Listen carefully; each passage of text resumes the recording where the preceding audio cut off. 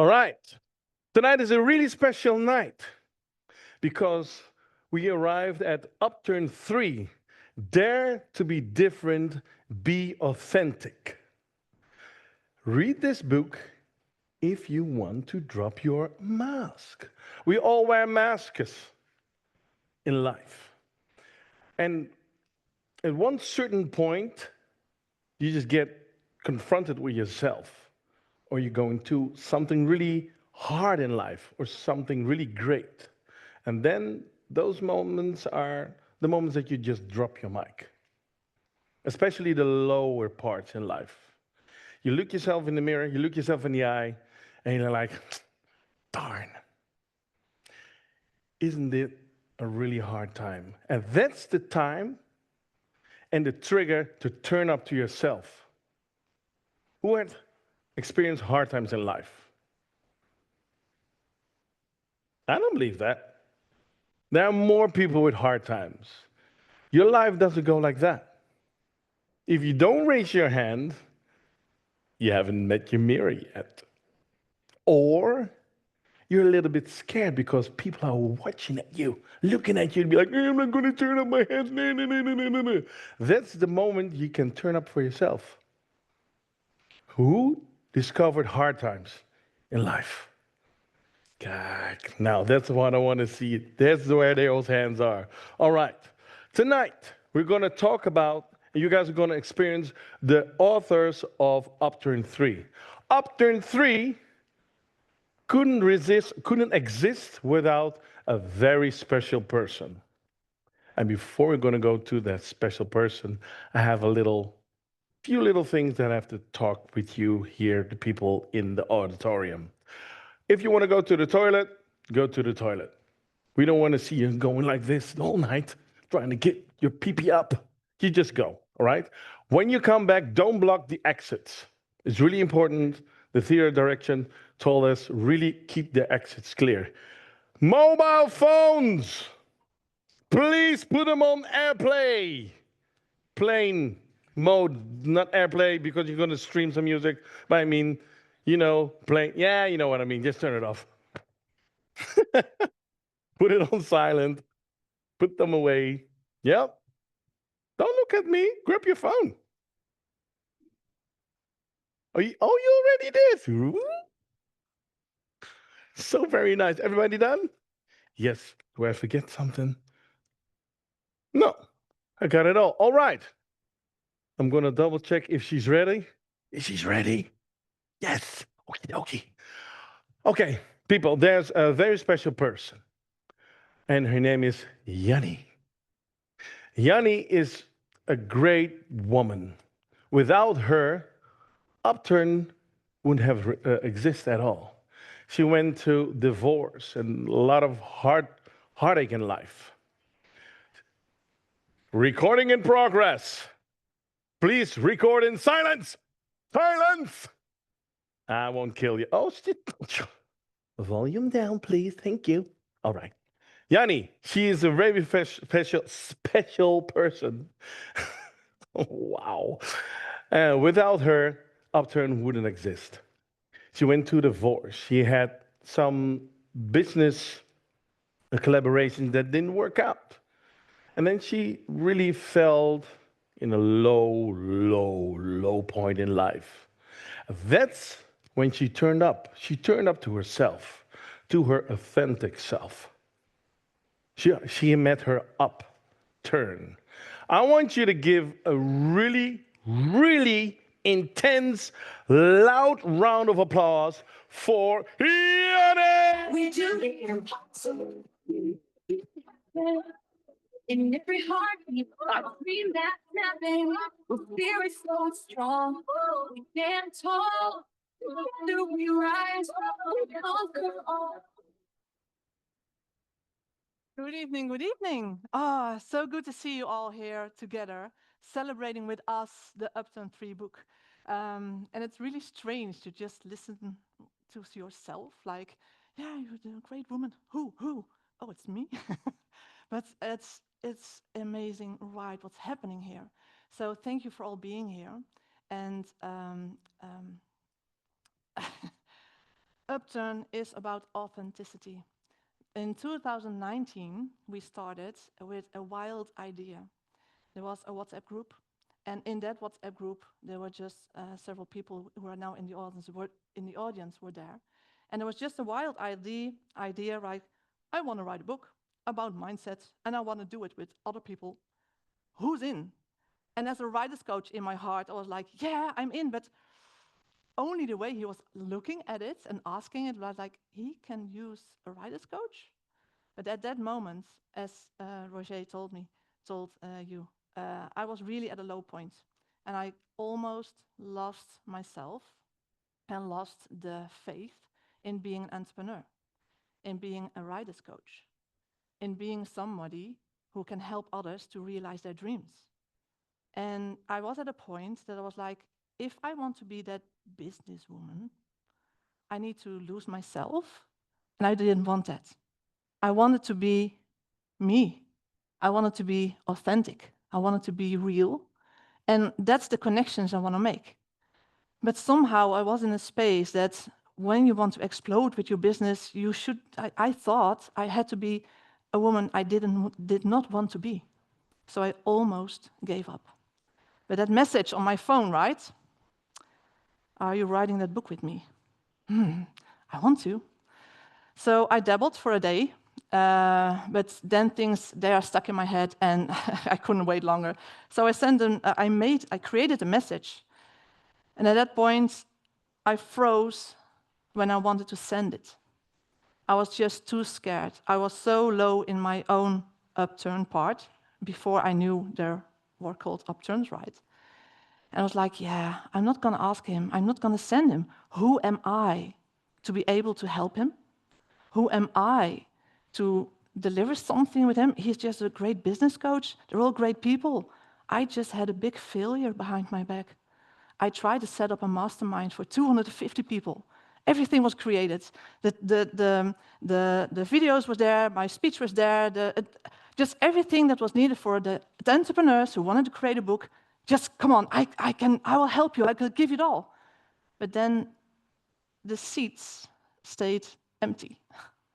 And it was not because of what I had to offer was not the right thing, but I had no clue about marketing. I had no clue about anything on that part, and I was just enthusiastic and just throw it into the world. And somehow it didn't work, but not even a few people. But in the end, it was like 0 people in the audience. I'm like, this is crazy. And I projected that failure on myself. And then that app burning on my screen. And then my dear partner in crime, Robert, sitting next to me. I'm happily married with him now. And he said, send it. You need to spread your eagle wings. You need to fly again. And I was like, yeah, I want to, but I don't dare. Send it. No, send it. No. And before I knew it, I pressed send. And then I realized my cheeks were wet because I was crying, so afraid I was. I was like, what did I do? And then Rob Alders, he was the business coach, he threw this in the WhatsApp group. He invited me to his office. And from there, oh my God, I can write a book about that. He allowed me to give a chance. He saw somebody after failure dared to stand up again. And I myself did not realize it yet. He saw it in me. And I'm forever grateful that there was somebody there who had the knowledge, who had the power to help me, and just gave me that chance. And when I realized that, my mission was clear. That business coach, that businesswoman, I thought I needed to be harsh and you fill it in. You all have an idea about what the businessman or the businesswoman will be. I didn't want that. I did not want to be that person. But at that moment, when Rob looked me in the eye, gave me a chance, and he said, you know why I gave you a chance? Because you dared to stand up again. You showed up. And that was for me my own upturn, because from there on we had a wonderful conversation about a crazy idea to make a book. And within a week, there were several people gathered like, yeah, we like that crazy idea, let's bring it on. And before we knew it, in 5.5 months, we had from scratch a wild idea, a branding, a concept, the stories. We wrote them, we sat together, we created it in a 5.5 months. We had a book launch just like this, filled in a theater just like this. Upturn Book 1. I was like, what happened? It was a ride. We just, some step for step for step, and we didn't realize what we've done afterwards. And one of those authors, I would love you to meet, and I want to have a question for you a little bit. So Henna, Amba Henna Shadi, give her a big round of applause.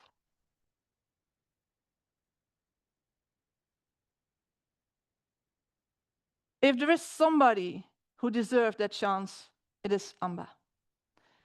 If there is somebody who is fighting and being resilient, oh my goodness, that's Amba.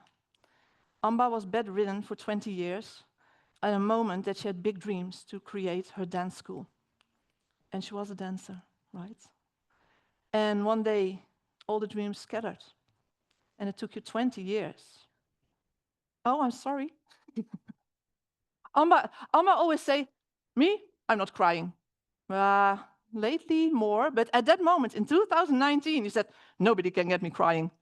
Sorry, every time we meet. Love you. So when I met Amba, she was already trying to walk again, because at one point, and you need to read her story if you want to know exactly what happened, but after 20 years, she broke the rules of the law and said, hey, my life is mine. This is me. I show up, and here I am. And you stayed. And from there on, Upturn was your first step up towards a totally new life, right? Yes. Can we please have a mic for Henna? Thank you. Yeah, please, Roger. So, Amba. Thank you. Thank you. Yeah, nice on. Hi. My dear Amba, 2019, what a ride. What a ride. And it was not only writing a book, right? You were full of stories, you still are. It's creating and flowing even more. But can you please share with the audience what happened with you because you wrote a story in Upturn? I'll first start to say, hello, everybody. Feel the fear, do it anyway. Are you ready to change your life? You need to get up, stand up, fall down, and then get up again. That is the only story I have to tell people. Do not stay down. Come back into your baby power, I call it. You're a baby, you're getting up from crawling, you fall down, you don't bother, you get up right up again. Back to the baby power. I went back to my baby power, and I'm still doing it. No matter what's on the road, no matter what roadblocks, see your dream, know your vision, set your goal, don't make wishes, just go and do it. Oh my God. Keep him, please. So in my opinion, Henna of Amba Henna is being humble now.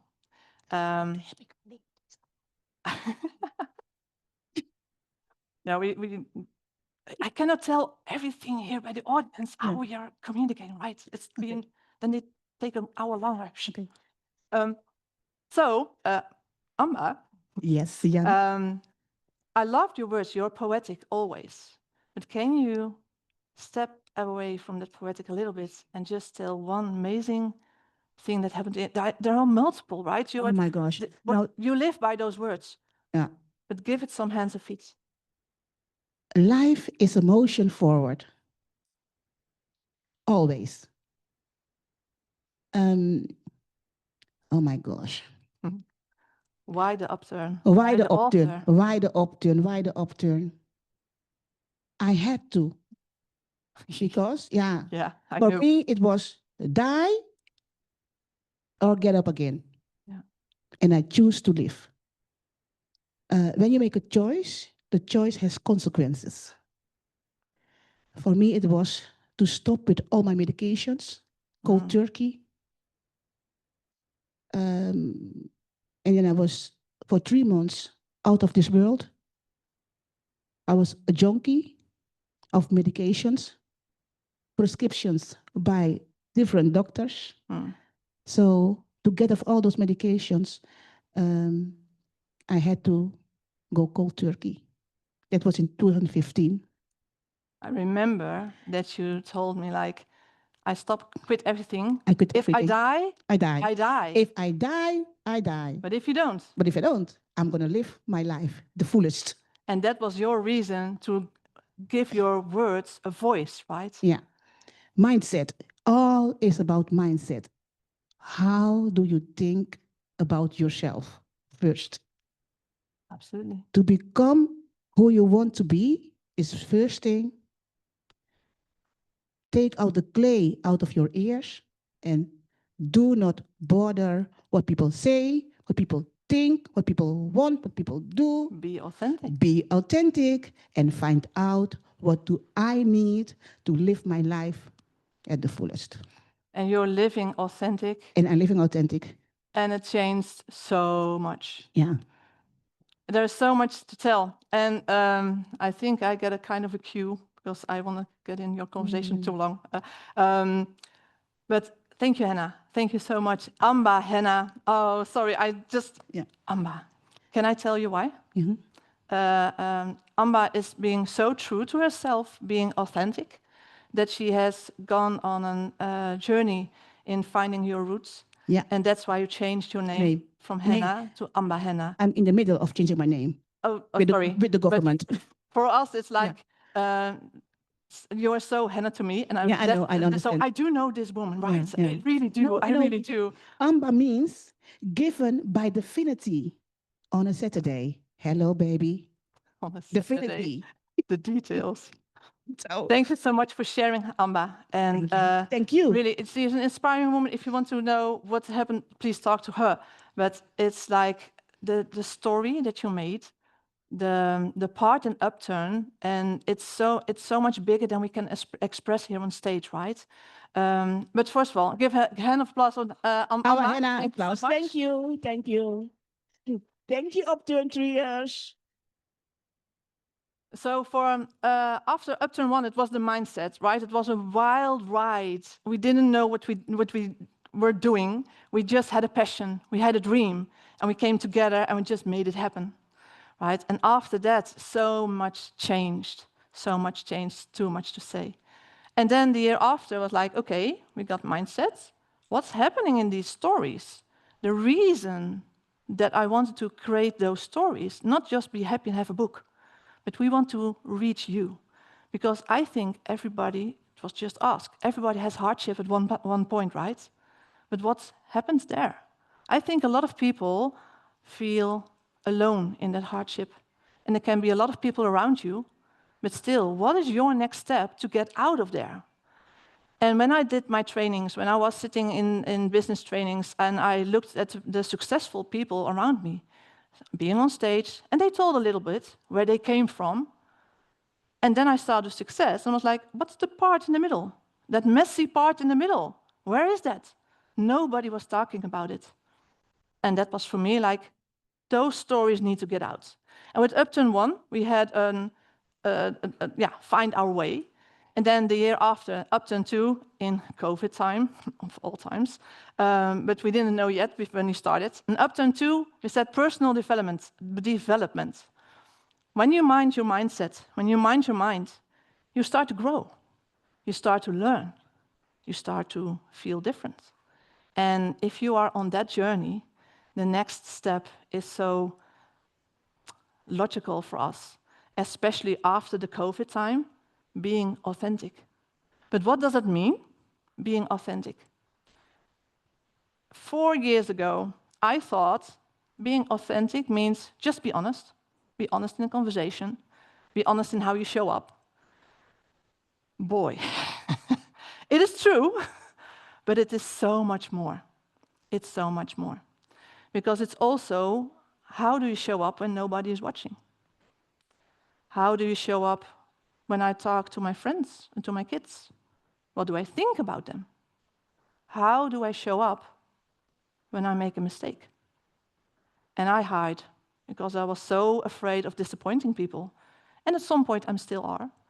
But in those 4 years, it was amazing that we were together with a group of authors already created. It was like we had 3 authors in the beginning days when we said, hey, let's do UPTURN 3. 3 authors signed. And then life kicked in with me. And when I got a little bit better, life kicked in to one of the others. And life kicked in, and life kept kicking in, like 4 years. And we're like, hey, we need to get this book out, not for us, not only for us, but for you, because if life is kicking in with us, it definitely is kicking in with all of you. And where do you go to find that new golden nugget, that little step that will change your way, where you're going, just a little bit. But that little bit here, when you keep walking your path, it will make a big difference where you will end. And that is the passion that we have, the passion that I have to share it. I help the authors to get their own story out, not to be dramatic on stage, not to only celebrate the wins of those amazing authors creating a book, because it's quite an interesting project if you want to write a book. You can write, that's one part, but then everything behind it. The authors think I'm nice, but there was a part that they thought I was a little bit less nice. I pushed them, and I'm really happy that I did, because at the end of that journey, there is a story that's going to resonate with one of you. Maybe not all, not every story, of course not. But I promise you, during this day, there will be a story, there will be a moment that you think, chills. It's like, that's my story. It's like, that's happened to me too. How do I cope with this? How do I deal with this? And then it doesn't stop there, because it's only starting there. That's the point in the check of the upturn.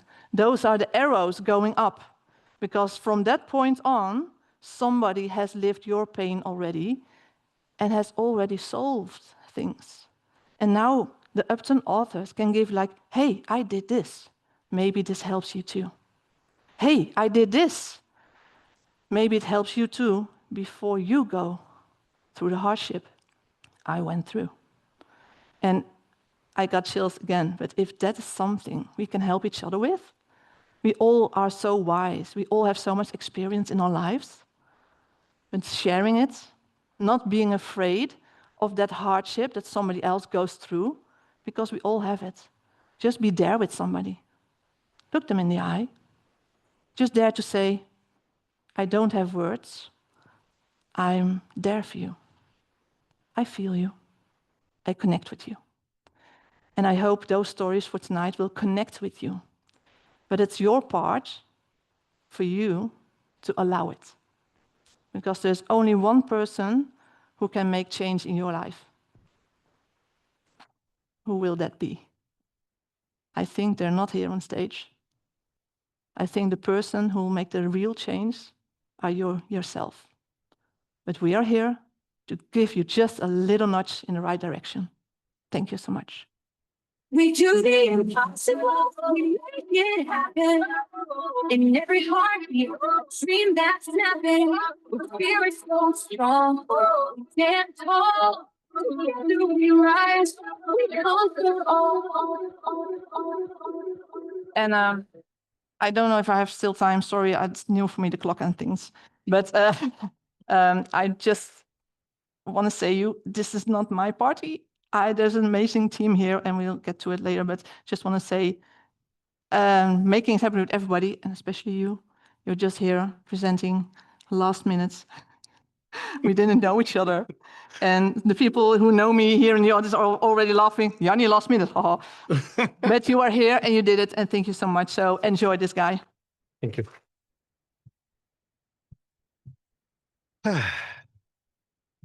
And who is this guy?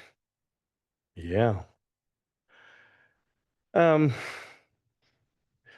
was just sitting on the side and I heard your story and it almost made me cry because you don't know who I am. You don't know what I did in my career, in my life. I just wanted to present the next speaker, but I have to turn up and share this with you guys. I'm Roger. Roger Kompro. I'm 50 years old, and from the age of 8, early before that, I wanted to be a dancer. So when I was 8, I was in the classical ballet school in Amsterdam, on the National Ballet. I studied there for 14 years. After that, I went to the High School of Performing Arts, where I studied contemporary dance, musical dance. I started to act, learned to sing. I traveled all around the world in big productions, small productions. I've been to Japan, the States. For the people in Japan, I danced with your big star, Koichi Domoto. Yes, with Koichi Domoto in the Imperial Theater in Ginza. Japan people know that. And just standing here presenting this great event, not knowing Jannie up to 2 days ago, I hadn't read the books. So I'm just sitting there on the corner and I'm hearing her story. She wanted to be a dancer. You was a dancer. To lay in bed for 20 years, I was reflecting that on my career. I've been dancing and performing for more than 30 years all around the world. One of my first performances as a trainee was in the big hall in this theater here, the FIGI Theater. My first big production from Jo van der Ende. So I felt today when I woke up, there's something special gonna happen, and I don't know what. Today, I'm not just a dancer and a performer, I'm also an NLP and a mindset trainer and coach. To sit there in that chair, hearing this story from you and from Jannie, I was just shaken. Being authentic. As from now, the last 2 months, I'm working on my first solo program, theater program. No dancing, no singing, just my life story. I haven't sent the message to the world yet, what Jannie told. I was just shaken. Thank you for your story, because tonight I'm gonna WhatsApp the whole world the hell out of it. So I'm gonna turn up for my own story.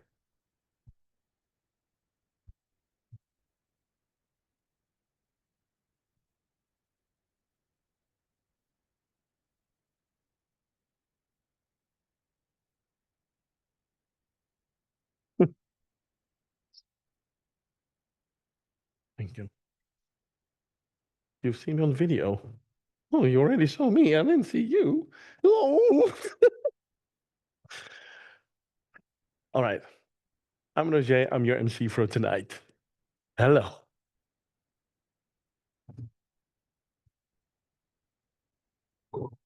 Okie dokie. Our next speaker, yeah, she's a very special woman. She's from a, how do you say that in English? Multicultural family. She's Japanese, Indonesian, and Dutch. So she experienced to be connected to everyone and at the same time connected to nowhere, just to herself. That's really hard. Just imagine. You're connected to the whole world, and at the same time, you're just connected to yourself.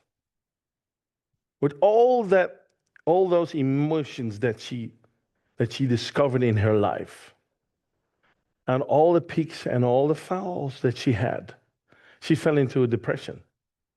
But what did she do? She had her upturn. And her story, she's going to share that with you. Give a big round of applause for Aurora! Like you slow to the stars, hoping they see who I am. A shadow dancing far from light, afraid of where I stand. I hid my fire under fear, folding my heart into quiet dreams. But even dying start as dust, even silence wants to live.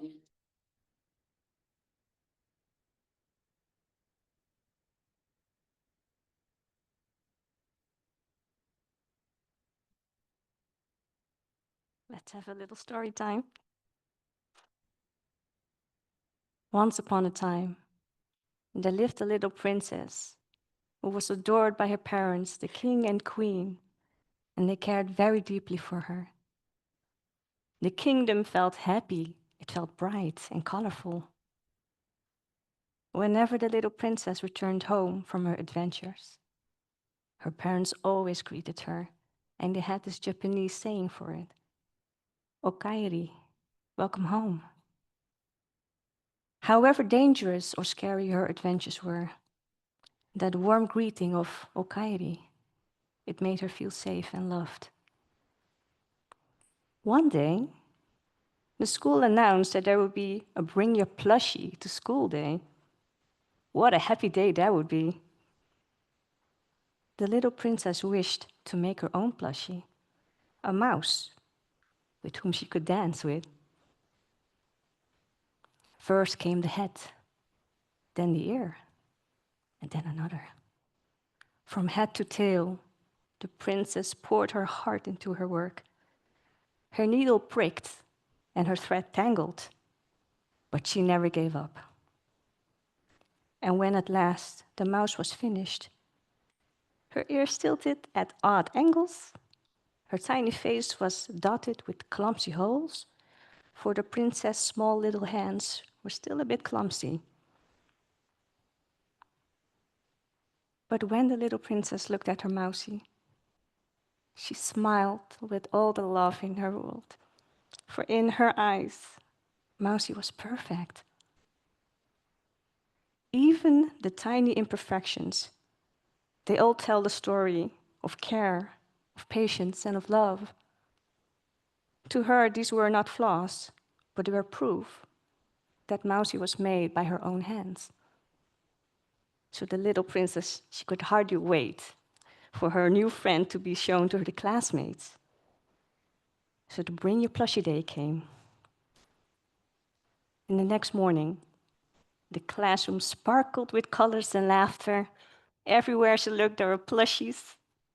They were perfectly stitched, neatly stuffed, and perfectly symmetric. The princess' heart fluttered a bit nervously, but she held Mousie close, and she took a deep breath. "This is Mousie," she said proudly, and her voice was small, but it was bright. And for a moment, the room went silent. And then came the whispers. "She's kind of ugly. Her ears are crooked. There are holes in her face." The words, they fell like sharp and heavy stones. And the pride that she had felt only moments before, they turned into quiet shame. So gently, she tucked her Mousie into her desk, hid it away for the rest of the day. And that day, the little princess and the mouse, they did not dance.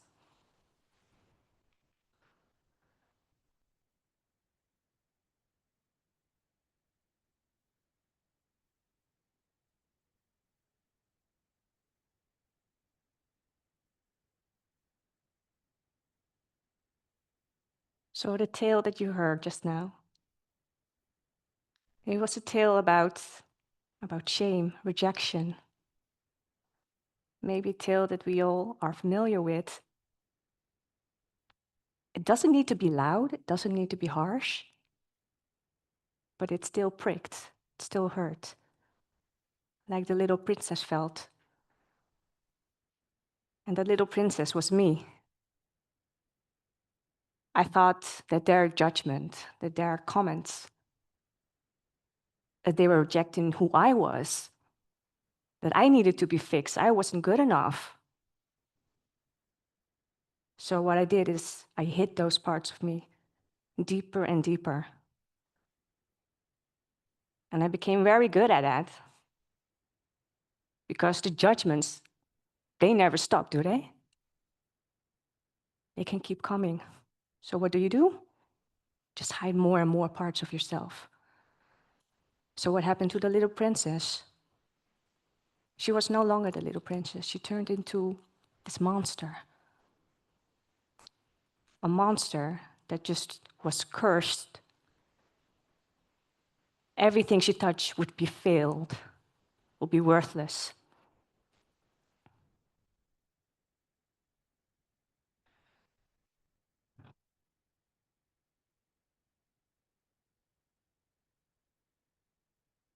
So it started when I was a young age, when I was around the age of 8.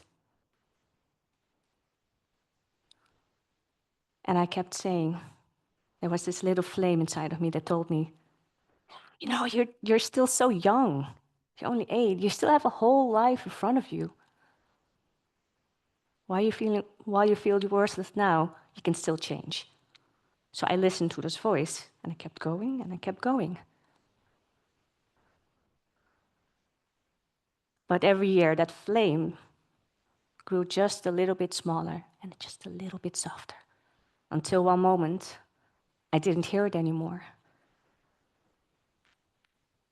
I was around 25 when I thought, well, I'm already 25. I've seen the world. I've lived my life. And I still feel worthless. I still felt like this monster, cursed, ugly, dumb, not enough. So there was this thought that came up to me. And it told me, well, maybe the world will be a better place if there was one less monster inside of it.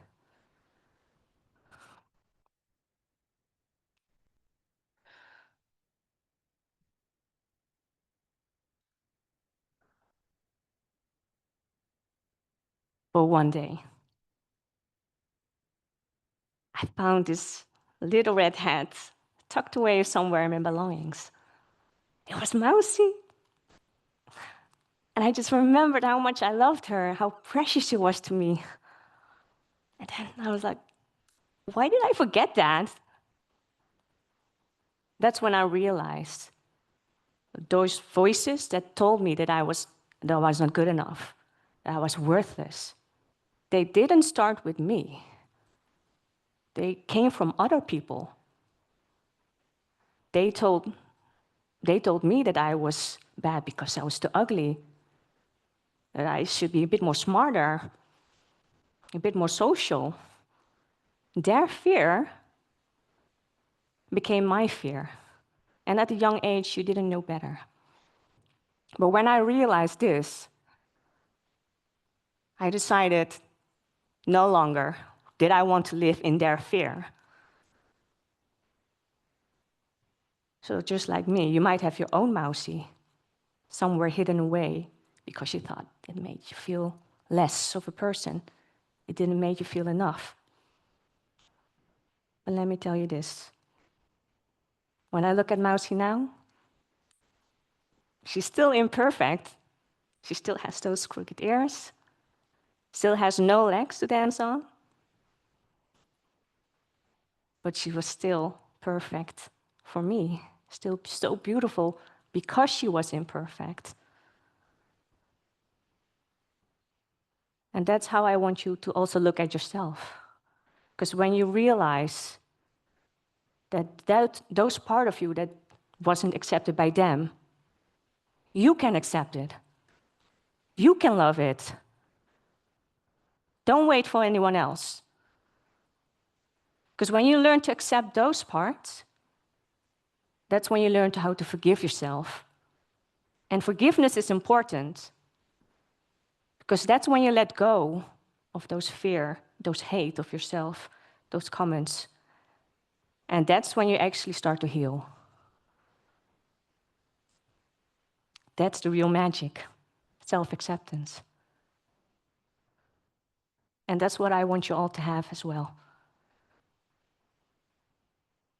To accept the part of you, be gentle to yourself, show up for yourself.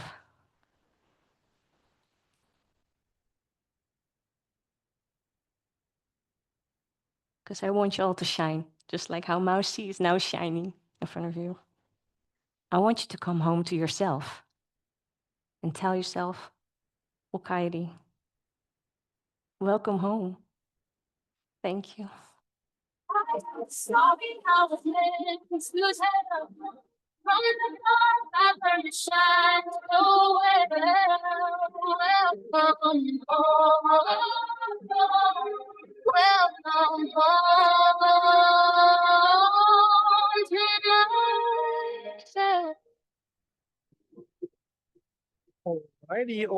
Alrighty. Ligt er allemaal voor. The sparkles and glitter and glamour on the floor. Yes, we love that. You guys enjoyed Aurora? Yes. Do we feel a little inspired in here? That was just one person. Wow.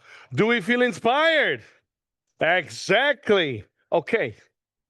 Stay sharp, because the next one, the next author, is a special one.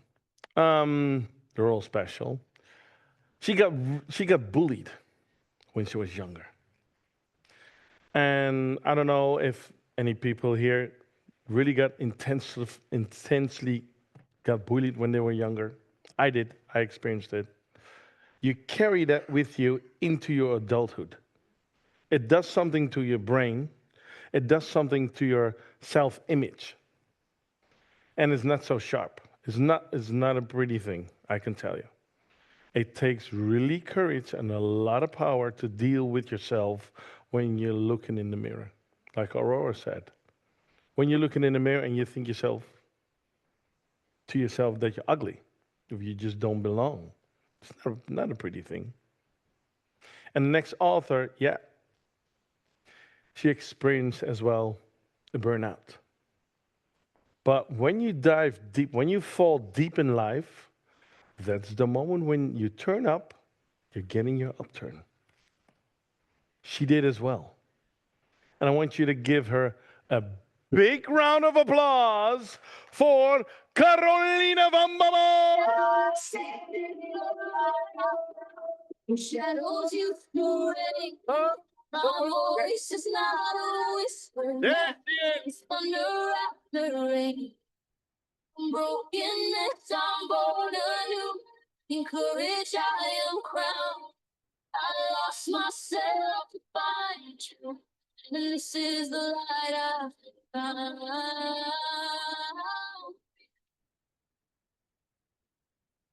Did you always dare to speak up? Or were there moments when you stayed quiet?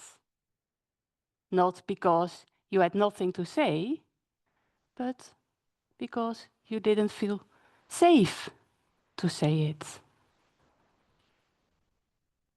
Perhaps you have wondered, does my voice even matter?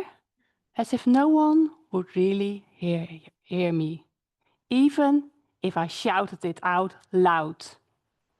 I know that feeling. And speaking of feeling safe, raise your hand if you ever felt nervous speaking in a language that wasn't your mother tongue. I see you. I've raised my hand too, because standing here right now is my not so safe moment. Sharing this deepest personal story with you today in English. And to be fully honest with you, I had a major surgery last year. And one of the challenges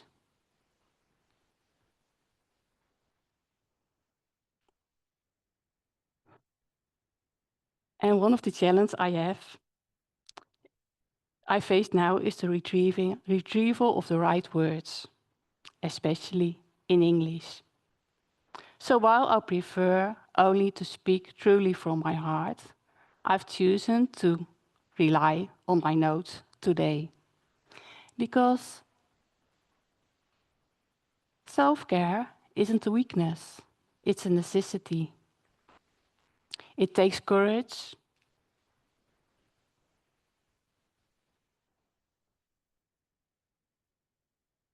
It takes courage to acknowledge your own limits. And that's my part of Upturn, choosing authenticity over perfection. And that little fear of making a mistake right now, it's just the echo of a much older whisper. For years, I believed it was the absolute truth.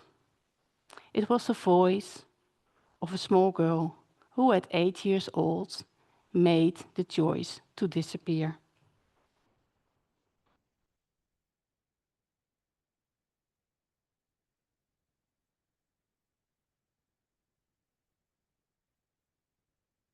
I used to sit on the second row, eyes wide open, full of questions. I loved learning. I wanted to understand everything. But each time I asked a question, the teacher sighed. Her eyes rolled just a little. And that sigh, it hit me in the guts, saying me, "You're the problem." Too eager, too curious, too much.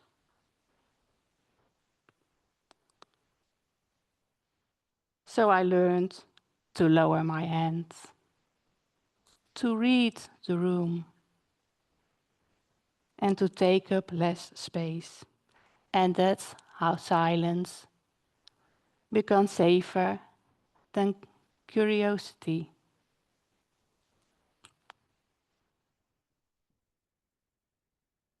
Maybe your moment didn't happen at the classroom. Maybe it was at home, or in a relationship, or during that one meeting where you had a great idea, but choose to stay quiet. So let me ask you this. Have you ever held yourself back, not because you didn't know what to say, but because you didn't feel safe to say it? That moment of wavering uncertainty, that's where our story begins. For years, I thought silence was strength. That if I just pushed my feelings far enough down, they would disappear. But emotions don't vanish. It's like trying to hold a beach ball underwater. You can do it for a while, but it takes constant soul-draining energy, and the harder you push it down, the stronger it wants to rise up. I kept mine underwater for years, waking up every day tasting that fear, the shame, the memories of being bullied, pulling at my ankles, until one day the weight of holding it all in became heavier than the fear of letting it out. And in that space between exhaustion and longing, something whispered inside me, "Speak." At first, I didn't want to hear it. I had all the reasons not to. It's not the right time. What if they don't understand? Who am I to speak? But the whisper didn't stop. This all changed when I got the opportunity to contribute to UPTURN. One day, I sat at my kitchen table. My shoulders were so tight, they were nearly touching my ears. A cup of tea beside me, my notebook in front of me, empty, waiting, quiet. The task to write my personal story. Back in your power, after a history of bullying, I struggled. Do I dare to entrust my deepest feelings to paper? This felt incredibly vulnerable, opening up a box I never wanted to open. But I chose to begin, and slowly the words became louder than the fear. Each sentence felt like releasing a bit of air. The beach ball I had kept submerged for so long, finally rising the surface. I started learning again about resilience, about human behavior, and I combined my knowledge about anti-bullying training with NLP and systemic work. Not to fix myself, but to remember who I was before I learned to be silent. This journey of peeling off layer after layer, like an onion, is what I share in my chapter in UPTURN. My voice is my power, but it's also an invitation. In UPTURN, I share not only the pain, but also the tools that allow me to finally let go of the ballast of the past. Today, I speak, not because I'm never afraid, but because I've learned that fear isn't a stop sign. It's a signal. It means you're stepping onto new ground. It means you're growing. It means you're reclaiming what you once gave away. My voice still trembles sometimes. But it doesn't break anymore, because it's my voice and no longer the echo of that sigh. I don't need to be perfect to be powerful. I just need to be authentic, with just a little help of my notes today. And neither do you. What I once tried to push under, I now let rise. Visible and free, like that beach ball, not meant to stay hidden beneath the surface, but to catch the sunlight, to dance with the waves, to remind us of play, of breath, of life. And that's the real upturn, the choice to rewrite your reality and to step into your power. So, if you ever sat quietly at the edge of the room, know this. You don't have to wait anymore. The seat you were waiting for was always yours. Take it. Standing in the light I found, the shadows used to reign. My voice is not a whisper now, it's thunder after rain. Broken and I'm born anew, in courage I am crowned. I lost myself to find you, and this is the light I found. Applause for Kathryne. Thank you. All right. How are we feeling? Great. Yeah, that's what I want to hear. All right. Here we go. The next author, not speaker, author, her life didn't start off with a big success. It started off with hardship and loss. Some of us do as well. But when life hit her really hard and she was down and out, she chose to rebuild. And she rebuilt herself to a bigger, stronger, and more resilient woman. Somebody that was really real. She doesn't, just gibber around the bush. She don't like bullshit. She's real in the moment. She grew up and built herself up to be a coach, an inspiration for many people. I want you to put your hands together.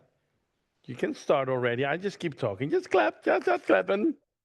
For the one and only Tzara! Moving quiet, never loud yet strong, like sunlight dancing waves. Konbanwa and warm greetings from Japan.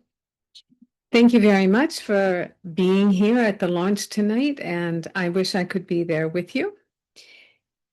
Before we start, I'd like to just say congratulations to everyone who put this together. It definitely was a team effort, I believe, and I'm very grateful that I was part of it, and congratulations.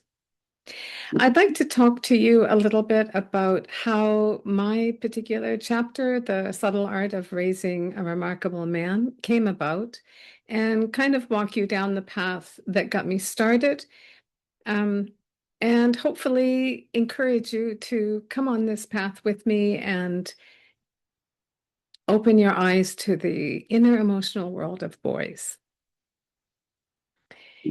July 1st, 1993, Thursday morning, 9:10 a.m. My world changed. One breath, one cry, one heartbeat. My son was born. When he chose me as his mom, I didn't realize the path that I would go down as a result. I had always thought that I would be pursuing some kind of a cause, but I always assumed it would be around the rights of women because that was the environment that I grew up in. So becoming a boy mom put me on a completely different track, and I ended up becoming a very fierce warrior for boys and men. So I'd like to just show you a little bit what happened that got me here. There were two major events that happened. The first one I do speak about in the book, and that's the story of when my son was about 3-4 years old, and something happened that opened my eyes up to my own unconscious gender bias, which I would have sworn before that incident that I didn't have. I thought I was very aware of gender biases, of stereotyping, and I didn't think that that was going to be an issue in my world. So when I reacted purely and simply to a group of young boys, men, they weren't men, they were young boys, but I reacted simply because they were male, not because of what they were doing or saying or wearing, nothing, simply because they were male. And there was no thought about it. I didn't think, I'm afraid. I was just afraid. And that was a shocker for me. And that's what started me to try to learn more, to understand, because I thought, this isn't right, because this same thing might happen to my son down the road. So it's like, what's wrong with this picture? And like a dog with a bone, I was going to find out, and I was going to help make the world a better place for boys, for men, for their parents, for their partners, for anyone who understands better the challenges and gifts of being male. So that was the first thing, recognizing my own gender bias, unconscious gender bias. So for the next 4 years, I just read and studied everything I could about what it meant to be a boy. And I was shocked at what I was learning. I didn't know what I didn't know. And truly, I was shocked. So I had some armor to enter into the educational system. And when my son was in grade 2 is when the second event happened that changed everything for me. So although I was personally understanding what unconscious gender bias was, it was in grade 2 that I started to understand how it impacted boys. My son was in a classroom of 10 students, 9 of them girls. He was a very active, he was sweet, but and curious and imaginative, but he was very active. So he came home one day from school and he was very withdrawn, very quiet. Come to find out, the teacher had moved his desk, placed it directly in front of a little girl who was very studious. She was a great student, quiet, your dream student. And the teacher said to him, I want you to learn how to be like her. So when he came home, he was so confused. And he was also really embarrassed. And in that moment, my heart broke because it was wrong and it was unfair. And honestly, it was far too common. So I decided I'm going to do something about this. So I tried to share everything that I'd learned because I thought it's not because they want to hurt our little boys, but it is that they don't recognize that it's a problem worth solving. When I tried to share with people, they just didn't get it. Nobody got as excited as I had been. And I realized it was because they hadn't passed the first step. They hadn't discovered their own unconscious bias. So it was really difficult to buy in to more knowledge. So I started to help people understand what their own biases were. And I'd like to just share one strategy with you just to get you started. Every time that you are reacting, responding to your son, I want you to think of one question. Pause for a second, think just for a moment. Would I react the same way if he was a girl? And in that moment, you will see there's something that's not. There's a little bit of chaos in your head because it's different. You would react different. And it's examining that, being aware of it, that is going to change everything. And I have seen over and over again, when people become aware and then they start to learn more, everything changes.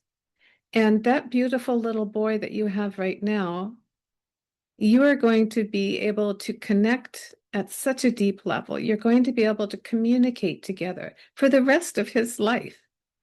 So it's a small thing. It's like having a compass in your head. It's something that I still use when I'm going to react to something that either a man or a woman is doing that somehow ruffles me. I will stop and I will think, would I respond the same if he was a she or she was a he? And it just lets you keep that unconscious gender bias more conscious. When I wrote this chapter in Upturn 3, it was because I believe stories have the possibility to impact and change someone's life. So it's worth it to get really vulnerable, to find the courage to get deep and share things that you maybe would rather not share. But on the chance that it might change someone's world with their little boy, I did it. The other authors have done it. This is a wonderful way to get inspired, to make a change that's going to impact you somehow or somebody in your world. So start today. I know you can do it. Become a detective. Get really curious about what's going on in the world of your little boy, and things will change. Feel free to learn a little bit more when you're ready. Come over to the website, sonhoodcoaching.com. I have resources, information, articles. I'm there. I'm happy to walk this road with you. And as Amelia Gambetti says, this job is too difficult and too beautiful to do alone. Thank you. Blooms in quiet fire, never loud yet strong, like sunlight dancing where it belongs. Doesn't know your name, she moves with grace, leaving warmth in every place. Round of applause for the not Tzara, Kathy. All righty. Yep. Well, that was a big mess up. I'm such a brave boy. We have an order with names, and I just followed the order, but the order was wrong. That was happening. All righty. We had the great Kathy, and Tzara is coming later tonight. So hold your horses with applause for Tzara. Before we're going to do that, I just want to have a little bladder check. Anybody want to go to the toilet? Anybody hungry? Thirsty? Turn up the lights. We got to break, pause. See. Feel the fire inside. All righty then. Welcome back, everybody. Welcome at home as well. Big round of applause for yourself. Okay. If you're able to stand up, please rise. And if not, just sit down and enjoy the. Okay. All righty. Once you stand here, just look around, left and right, and just really see the person beside you. Just look each other in the eyes. Now you say, hi there. Hello. How are you doing? You can give each other a high five double. Boom. There you go. All right, the other side as well. Hello, yo. All right, everybody just turn around. Look at the back. What do you see? Just step the person on the shoulder in front of you. When you get tapped, you just turn around and say, hello. Hello. Okay, everybody turn back towards me. All righty. Did I say sit down? No, I did not. Get your ass up again. You're like, turn around. No. Okay, if you're able to stand up, who's not able to jump? You can,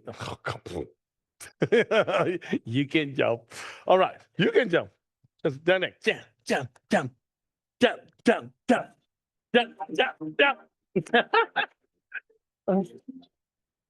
Okay, jump to the left. Jump to the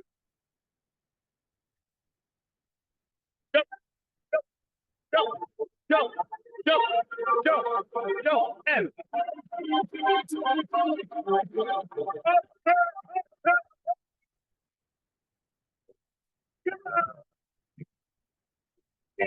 wake up, and down. Get up to bum. All righty. Who is feeling awake? Who is feeling awake? Yeah. Turn around. And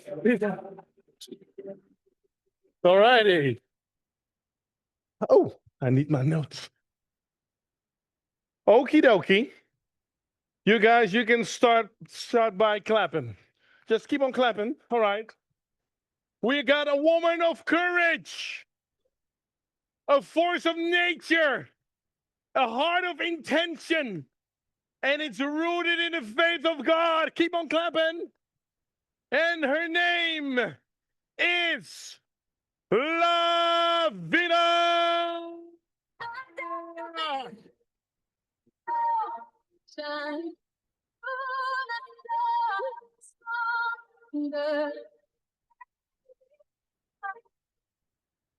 Hear me let it go.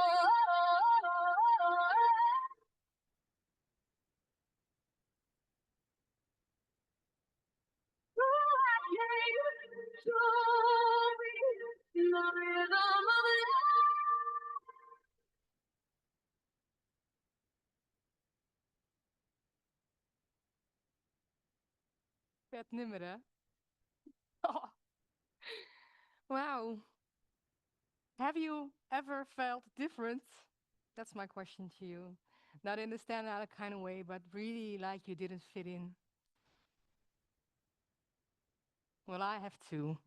I'm born with a special left hand, and you can imagine that growing up as a child didn't always felt special. It often felt separated because people were staring at me or whispering at me. And as a teenager, the real bullying and rejection started. And all those words, all those glances, the silence, they all spoke the same message to me. And that was, you're not one of us. You don't belong. I'm not enough. So I felt different. And I created a mental prison inside my head. It was made of sadness, self-doubt, comparison, and shame. But what I didn't realize back then was that I wasn't just rejected by others, I was also rejecting myself. Because I kept living, I kept showing up. But I wore a mask. I suppressed all my feelings and emotions until I hit a breaking point and I said, well, I can't go further like this. I desperately need a change. And in that time, I found a church in Rotterdam. And one day I drove to the church. It was a 1-hour drive, and I was talking to God. And I said, okay, if you want me there, then thank you for the job and thank you for the new place to live. And within 6 months, I moved houses from a little village to the big city. And I was thrilled. I was grateful and super excited because I had a new environment. I met new people. I had a new job. But the prison came along with me. So I still had limiting beliefs. And I still didn't have healthy boundaries. So within 12 months, I created the perfect cocktail for burnout. Because I was always busy. I was busy with work, I was busy with church, I was busy with my study. And unconsciously, I always was looking for the outside validation, and it gave me a kind of right to exist.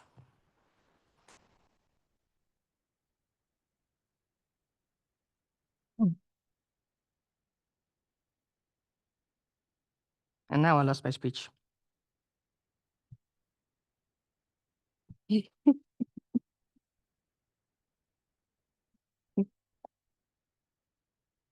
Yeah, well, thank you. I remember the moment when the burnout hit in, and it was, we had a meeting at work, and they needed an emergency response officer. So happily I applied, and my manager looked at me and he said, no, you're not allowed. You're a temp worker. And that was for me the last straw. I couldn't hold all those masks. I couldn't push down those emotions, and I bursted out in tears, and I went home immediately, and I cried for over 2 months.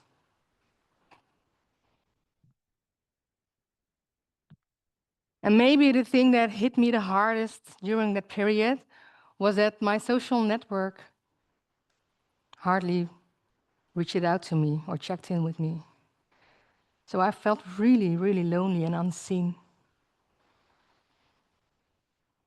And one of our basic needs as a human is to feel accepted and valued and seen. And thank you for stealing my thing, because now I have to improvise. But I'm very happy to see all of you beautiful souls. And I want you to smile. Give me your best smile. Come. Put on a smile on your face. Come. Yes, your biggest one. And then poke softly to your neighbor. Look them in the eyes and say, I am very happy to see you here. En voor de Nederlanders onder ons die geen Engels verstaan, zet een hele grote glimlach op je gezicht. Tik zachtjes je buurman, buurvrouw aan. Kijk ze in de ogen en zeg, ik ben blij om jou hier te zien. Do your thing.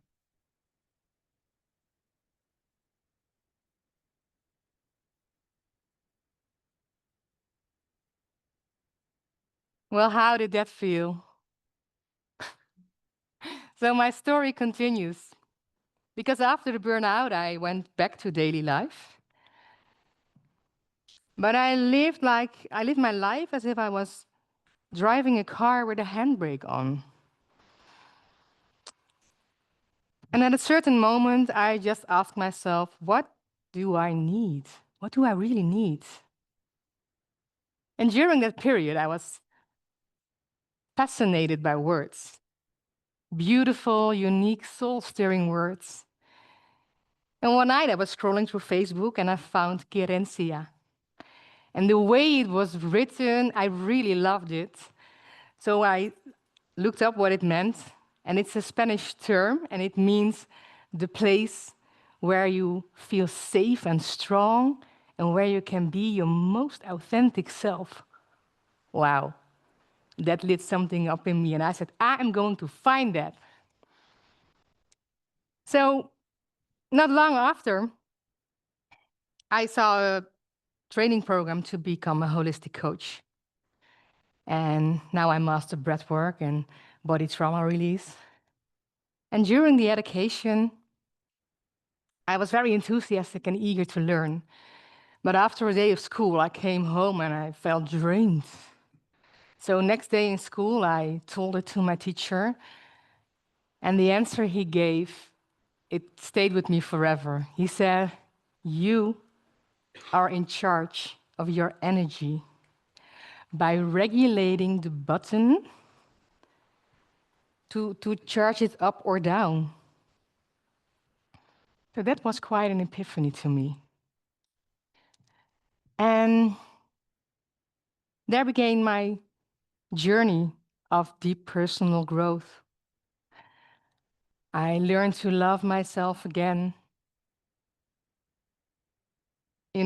not in a selfish way, but in a way to take care of my body and my soul. I created a stronger mindset. And I learned how to stop all those negative thoughts. So I freed myself from my inner prison. And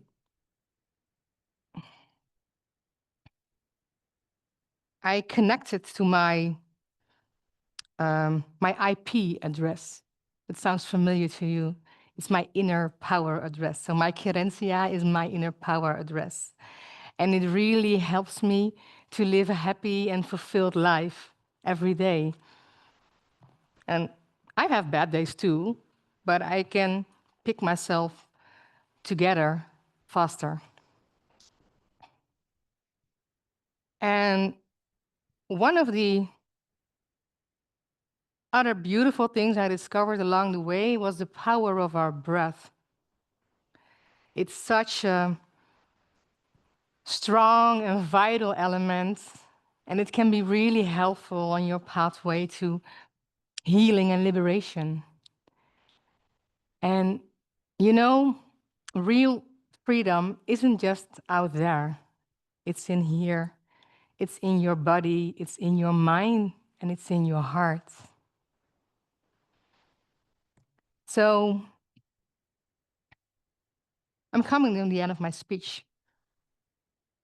And I want you to all breathe with me. Take a deep, gentle breathe in.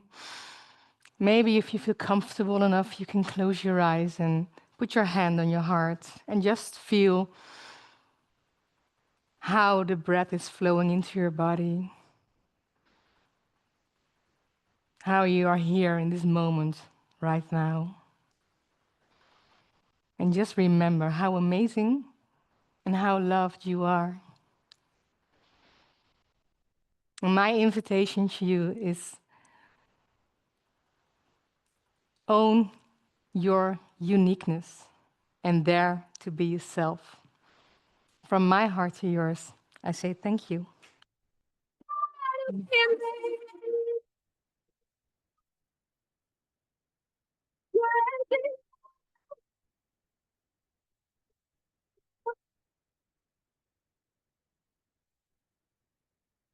Never let me go. I'm moving grace, I'm moving flow. Je mag lekker een beetje naar voren lopen. Omdenken, alweer. Omdenken. Ja. Doe maar take 4 steps forward. Big ones. 1, 2, 3, 4.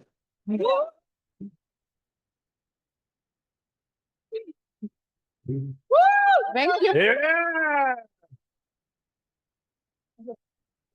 Because all those glitters were your idea, and we all totally loved it. So No, Heike brought them with her. no, yes, but it was your idea. It's So yes, so we glittered you. Thank on you. purpose. Thank you so much. Bye-bye. Oh, hold on. I need my notes. I need my notes. Everybody loves it except the cleaner. Well, okie dokie. Next one has a special introduction. It's a little story I'm going to read for you guys. He listened when life whispered. He trusted when logic said no. By surrendering control and just wait until you guys are just finished with yours. Oh, you're taking a picture, yeah. Okay. Alrighty. Are you guys ready to listen to his story? Yeah? Okay. Big round of applause for them. Round 2. He listened when life whispered. He trusted when logic said no. I'm 50. I need the lights for my eyes. Thank you. By surrendering control and trusting in a higher plan, he found a peace that doesn't come from effort or control. It comes from faith, from allowing life to flow as it's meant to be. And today, he reminds us that peace isn't something you chase, it's something you allow. Ooh. With a few interruptions, I want you to give my main man a round of applause, Angelo Maas.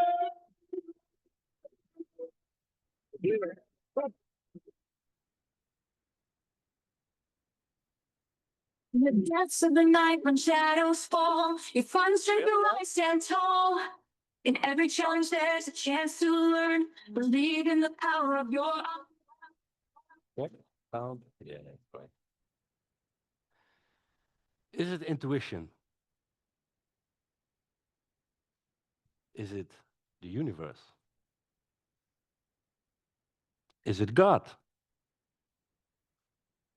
Or is it the angels?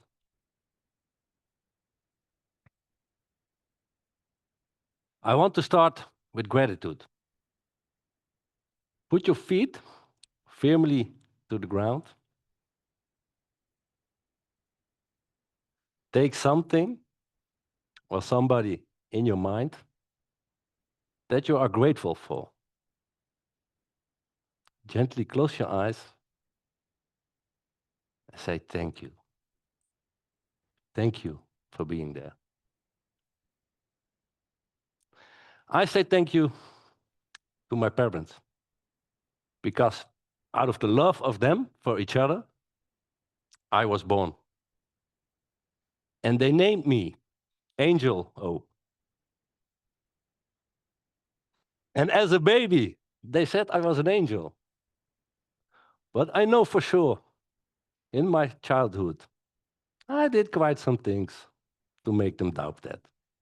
Sorry, Mom. Sorry, Dad.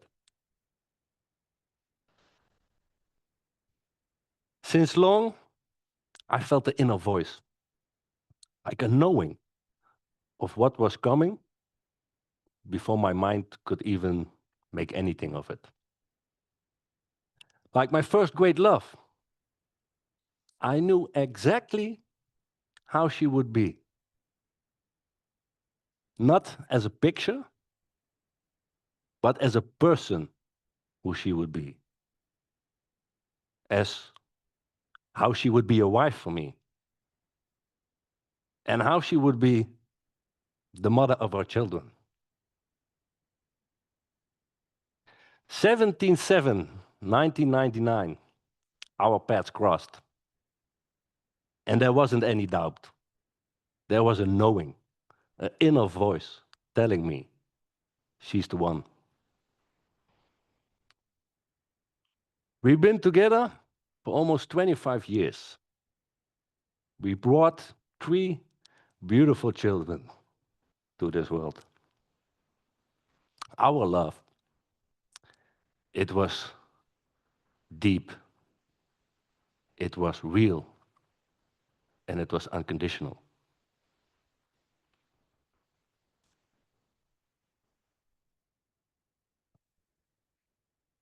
And along the way, I saw many signs. People that appeared to be say exactly the thing I needed to hear. Songs that seemed to follow me. And numbers, double numbers.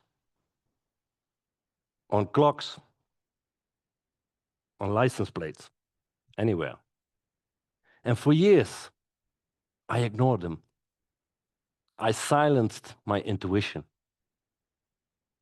I even said God didn't exist. But then, life brought me on my knees. It put me on a crossroad, my upturn. Weeks leading up to that moment, the number 17/7 appeared everywhere, like a guiding. Because 17/7, that was the date that I met my wife.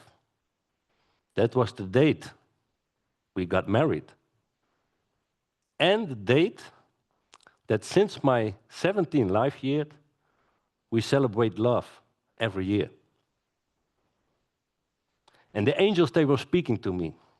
My intuition was telling me. It was calling me. And my heart, it was ready. I saw 2 directions.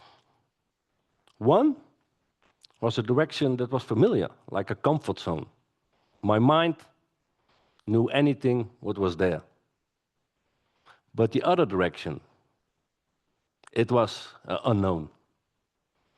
My mind couldn't make anything of it. But my inner voice, it told me, this is your way. So I chose, and I followed that path. And like immediately, I felt the flow of life. I wasn't swimming against it anymore. I was carried by it. And I felt happiness through all of my body, to every vein. And on that moment, almost immediately, a guide appeared.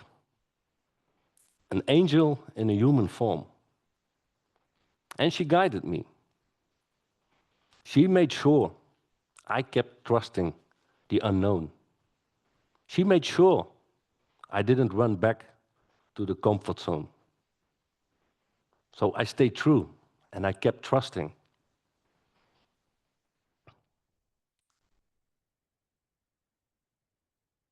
And the universe, the angels, God, whatever you want to call it, it got louder and louder. Like the moment I was in Madrid, on my way to the Camino in Santiago, I walk out of my hotel and my GPS tells me, go right. For you, that's right.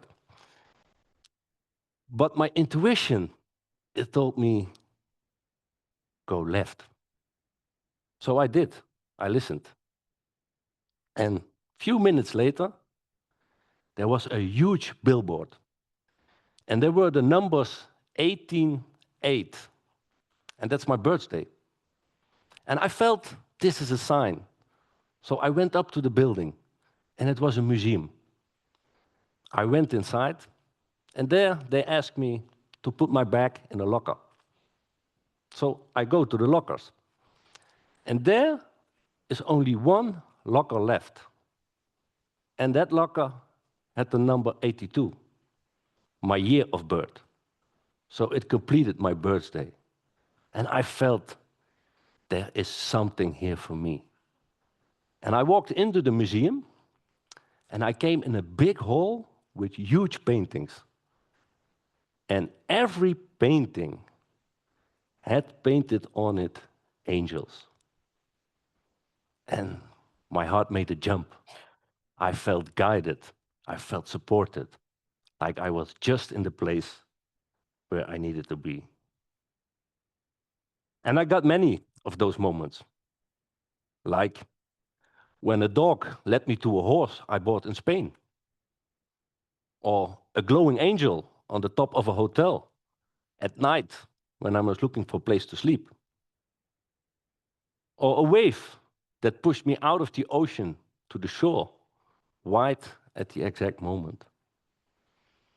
It's too many stories to fit in the speech, or even in the book.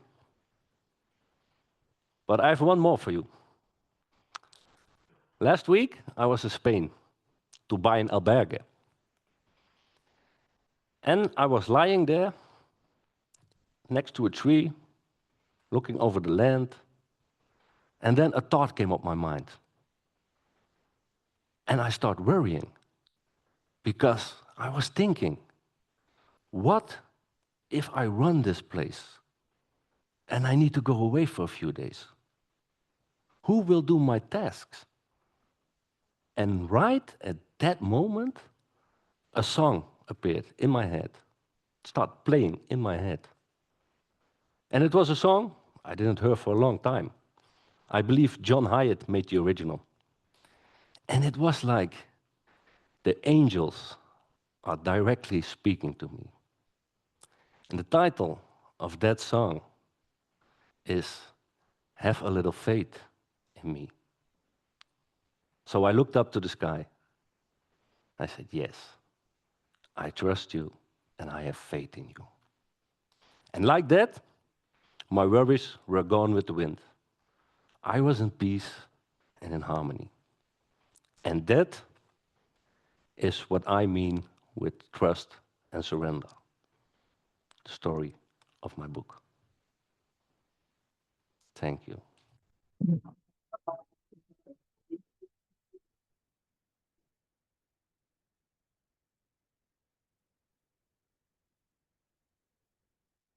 In the depths of the night when shadows fall, you find the strength to rise, stand tall. In every challenge, there's a chance to learn. Believe in the power of your heart. Thank you. Oh, I love it. Angel, oh. Thank you, Amba. Alrighty then. And then we came to the moment that we all say, "Aww." It's our last author, my last but not least. Alrighty. I've said this sentence before. Oh, it's the parents of Angel O. Oh, that's why you were taking pictures. Oh, my son is coming up. Get your camera ready. Come on, baby, he's coming. Yay! You have a great son. Round of applause.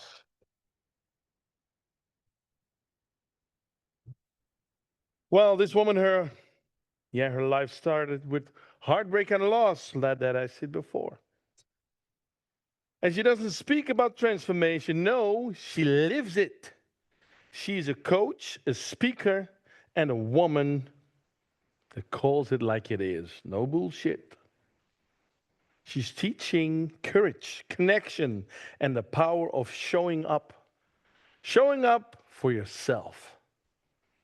Another big round of applause, bigger than the one before. Tzara! Beats, brother, in the wind, in the sky, every scar, every fire, every tear I cry is a rhythm that carries me alive.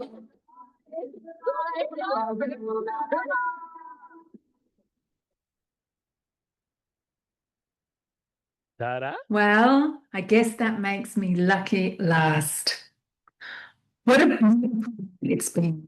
Hearing such powerful stories of transformation, of courage and authenticity. I've been sitting here in Australia soaking up the energy coming all the way from the Netherlands. And honestly, I can feel it. The heartbeat of this whole community pulsing across the ocean. It's an absolute honor to close this celebration and to be part of something that reminds us just how connected we all are, no matter where in the world you are. When I think about Upturn, I think about those moments that change the direction of our lives. Sometimes they're like a lightning bolt. Sometimes they can creep in quietly. And sometimes they pass unnoticed until we can look back years later and realize everything shifted right there in that heartbeat. And for me, it always comes back to this idea that our heartbeats are our greatest currency. You can't earn them back, and you can't save them for later. You only get to spend them each and every moment. And that's the present. And that's really what my chapter is all about. Asking the question, are you spending your heartbeats wisely? Because every time we spend our heartbeats with courage and gratitude and love, we change not just our story, but the rhythm of everyone around us. Now, the story that I tell in the book is about a turning point that came after a heartbreak, isolation, and years of self-doubt. I'd reached a point where everything familiar had just fallen away. My relationship, my confidence, and even my sense of what or where I called home. So I did the only thing that made sense to me at the time. I gave myself a project. I stripped out an old service van, watched hundreds of YouTube videos, and built myself a mobile home all by myself with just a jigsaw. Then I set out to drive around Australia completely on my own in what became a 2.5-year odyssey. People said I was brave. I didn't feel brave.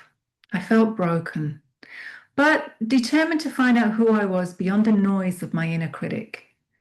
Out there in the Australian outback, it was just me. It was just me, the open road, and a lot of space to meet myself again. And let me tell you, it wasn't as glamorous as Instagram would have you believe. It was dusty. It was hot. It was full of breakdowns, both mechanical and emotional.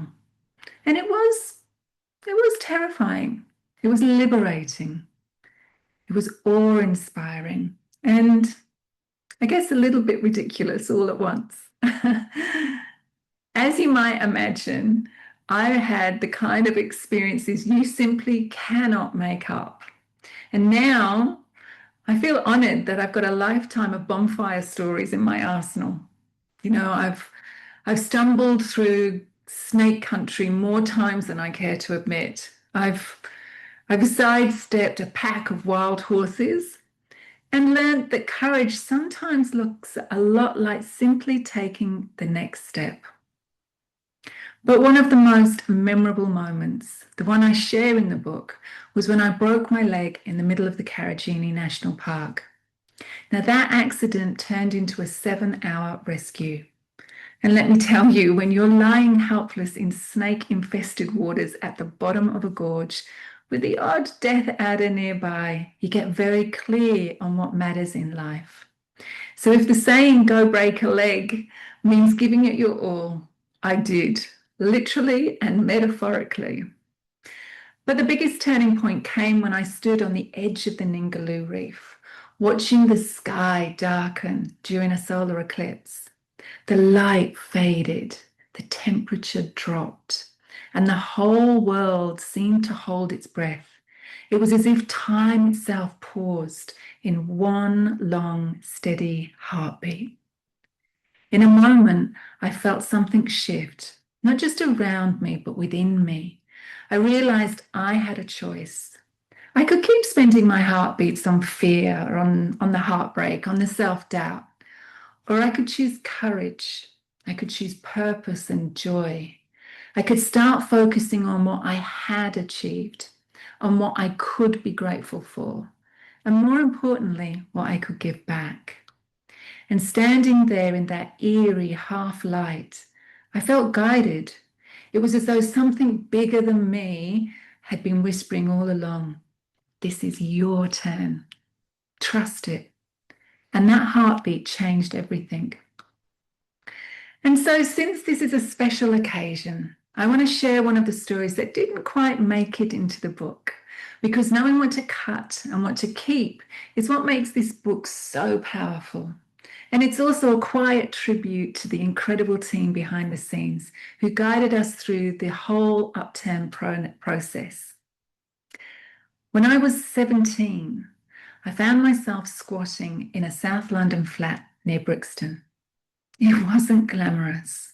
There was mismatched furniture, cracked tiles, dodgy electrics, and the odd cold night.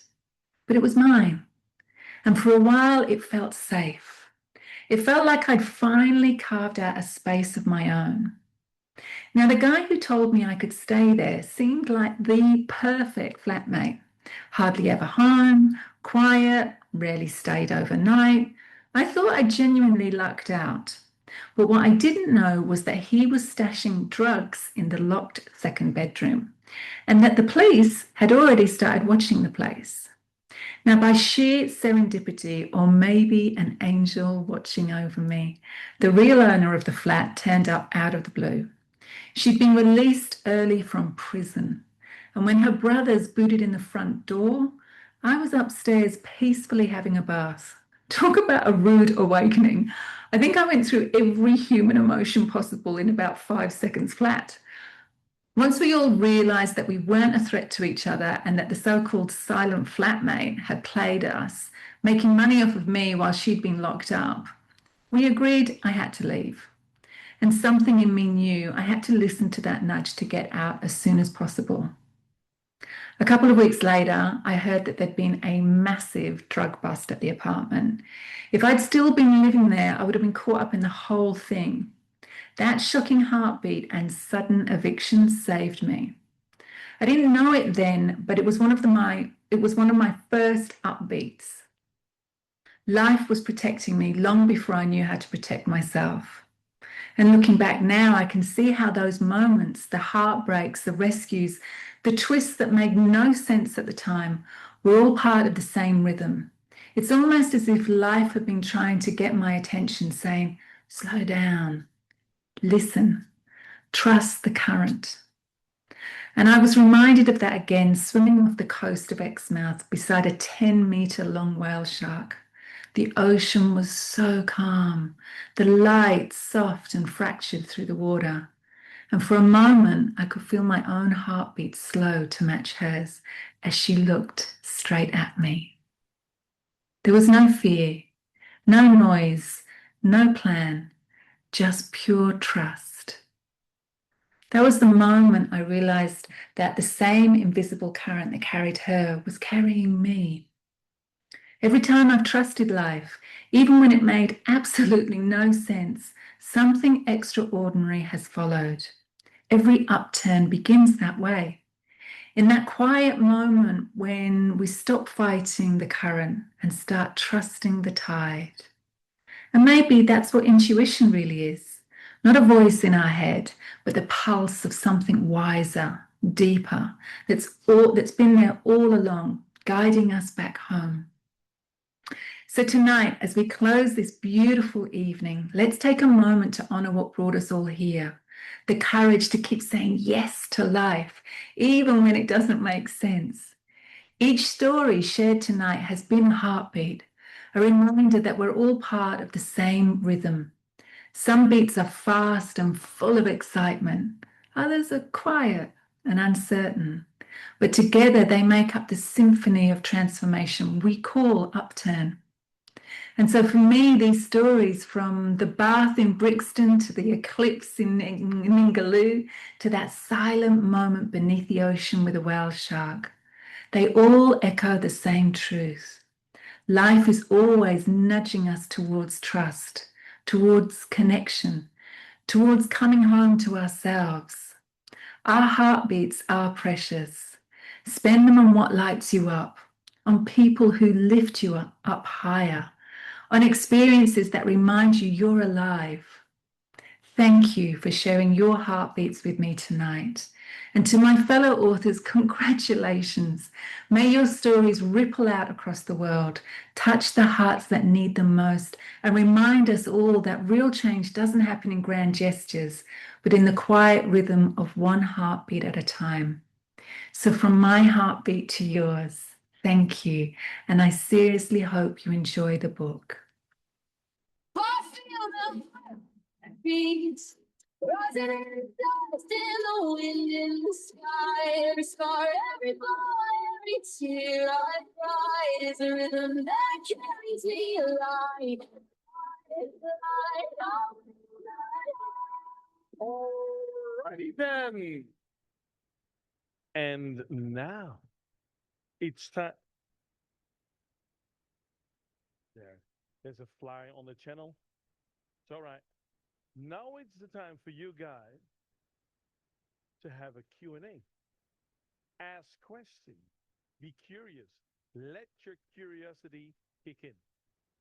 If you're really afraid of asking a question, that's the time for you to ask a question. Turn up your own upturn. We're going to have a Q&A with what? Did somebody want to add something? Yeah, you can add something already. You can have a Q&A with Jannie. Hello, hello. But not only with me, I also want the beautiful Upturn 3 authors with me on stage. All of them. Oh. Woo! Oh. And didn't they just do a great job? Because if you didn't know, they are authors, not professional speakers. So I think you all did a great job. And welcome at your first or maybe second speaking gig. So should they go on with speaking? Cool. So I would love to have, if the technique can do it. Yeah! Hello, Tzara. Hello, Kathy. Welcome. So good to see you. So they wake up really, really early because they're kind of on the other side of the of the world, and it's like 5 o'clock, 4 o'clock, 4-ish. Oh my goodness, Kathy! And you're still looking shiny at 4. How do you do that? And it's you, Tzara. 5 o'clock, I think. 7. Oh, that's 6. Oh, I cannot count. I'm sorry. So thank you so much for joining us. And Roger, where are you? Roger. Yeah, okay, that's good, because don't leave me alone here. Cool. So this is your opportunity. If you have any questions of those beautiful authors, can be on their journey, what they shared with you. It can be on what they're doing afterwards. And if it's getting too personal, you're just allowed to say, nah, next time. Okay? Cool. So is there already somebody in the audience? Oh, do I need to wait for you, or Shay? Yeah, 1 second. Yeah. Okay. So, and be careful for the glitter. So if you start dancing, whatever, I think it will be a little bit slippery. It was a little bit more than we thought. Oh, yeah, then. cool. Hello, hello. Hello, hello. Hello, I had hello. another man grabbing my bum. Cool. And you don't understand, well, here's the mic pack. Ah. Oh. Yeah, that's what you Sorry, get when you want to Thomas. show your bum. Okay. No. Hello, hello. Yeah, okay. Well, hear that's me? why he was grabbing my bum. Cool. So didn't reverse all this. So yeah, you just let's play a lounge. Yeah, let's play lounge. So who dares? Is there anybody here in the audience who has already questioned to one of our? Yeah, cool. And we have a beautiful catch box. I don't know if you know this. You know? Yeah, so the question. I throw the box, you catch it, and then you start speaking in this mic. Already? Are you ready? Here we go. nice. My two young boys did this 2 weeks ago, so that was fun. Yeah, I think I'm actually a little bit at a turning point in my life, and I feel a little bit lost, kind of.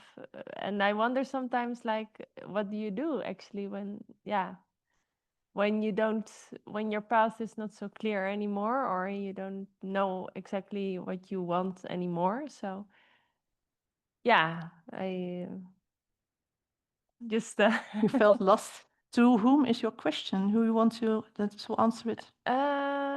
yeah, just not so sure. Maybe what's her Laura? So we got Aurora. Laura, I think. Aurora. Laura. Oh, the Lavina? queen. Oh, sorry. I So- don't. I mean, so yeah. Sorry, new for me. Can you please stand up? Yeah. So I was listening to the cue. What does it mean? What it does? Could you please stand up, please, for us? And just to give the authors a little bit of go, repeat it a little bit. Your question. The whole I'll question. help you out. I'll help you out. Okay. Are you able to stand? Yeah, I'll stand. Thank you. Yeah. Now, I just I believe very much, like Angelo says, like yeah, I felt often guided in my life, but I feel a little bit now at maybe a turning point. Mhm. And yeah, feeling a little bit lost, like what is the next step? And I sometimes I wonder then, yeah, what to do yeah, how Beautiful to find out, like where am I going to, or Exactly at that turning point, Yeah. you arrived. So, Lavina, Angelo? Yeah, and then you can answer both. I pass it. I would suggest go to nature. Mm. Go walk in nature, and specifically walk a Camino. What? A Camino. It's a pilgrim tour to Santiago or Rome. I suggest Santiago, but I did it, and I met a lot of people on that Camino. I noticed more signs than everywhere else, and especially I found really myself there. Mm. So that's my answer. Thank you so much. Well, thank you for your question. And I think we all have a moment where we can feel lost in some kind of way. And for everyone, it's another road to walk. For me, it came with a word. It sent something in me. And to answer, for you, it will come differently. But to answer your question at this moment, I think that you can just be with yourself and ask yourself the question, what gives me energy? What does really lift my heart? And the other question maybe is, it comes up in me right now, but when I die tomorrow, in what way would I like to be remembered? Mm. What do I want to leave in this world that comes from inside of you? And I think you have to go and turn inwards Just like I always fled into busyness to get external validation, go accept yourself and go love yourself and turn inside and feel. And you have everything in you to know. So good luck with it. If you need help, buy the book and get in contact. Good. So,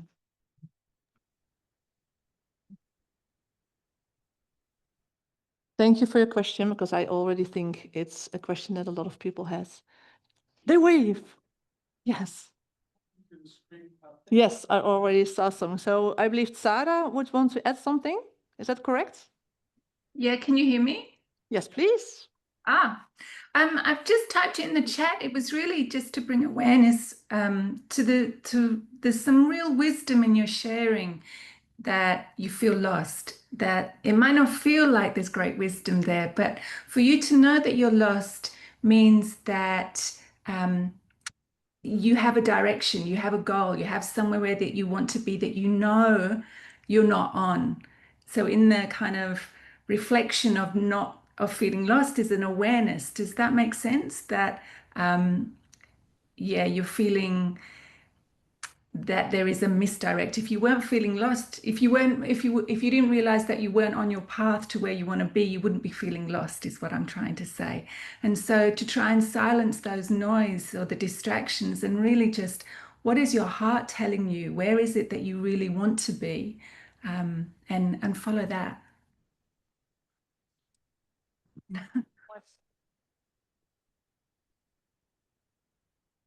Thank you so much, Tzara. So I think there's a lot to think about already. Is there anyone else? Sorry, I have two mics. Yes. Tum, tum, tum, tum. Does it work? Yes. Please stand up. Yes, thank you. Hi. A few years back, I had a moment in my life as well, and I decided to do a lot of things a lot of drastically. I'm always questioning myself if I'm doing the right thing. I'm literally doing a million different things. You probably know I have a lot of conversations with multiple people here tonight. What I wanted to know more is, how was your journey on condensing your own story into the book? How was it putting literally the words into the pages? I think that's a great question. You already see the response, like, condensing? Was that the idea? I was going to write a book. You need condensing my story? How? I have so much to tell. So always hard you when don't I recognize try that, to- right? No. I think so. We published one book, but I think altogether they wrote like two. Now maybe three, because you on your own wrote one complete book, I think. So two mics. I'm sorry. Yeah. So, oh yeah, you already had a question. Sorry, is there somebody that you want to prefer on screen or here live that you want to prefer to answer the No, the question? ones that I think that's the best answer to offer. Okay. Maybe the ones that didn't answer before. Yeah. So condensing the story, Caroline.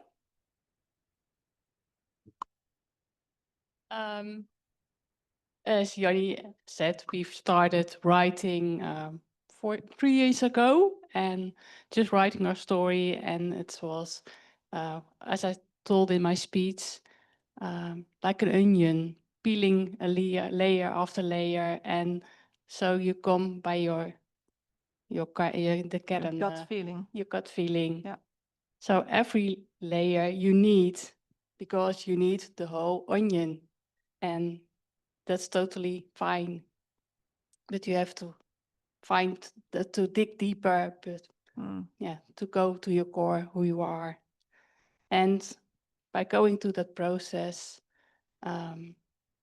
just telling the stories together, you grow, and then you know it's already inside me. I don't need others to tell me who I am. It's just inside you. You don't need others. Absolutely. And I think that's a big truth. And I also saw it writing on the screen. It's like putting that first step. Just start. You don't know where to start, whatever, and just push down those first words, push them out of yourself, and just start exploring, start discovering. And from there, and that's, I think, we had the journey with all of us, that with full enthusiastically, we started writing, and then we found out it was like writing on the surface, but it was a start. And then you had a conversation with me, and then you was like, what the F is going on here?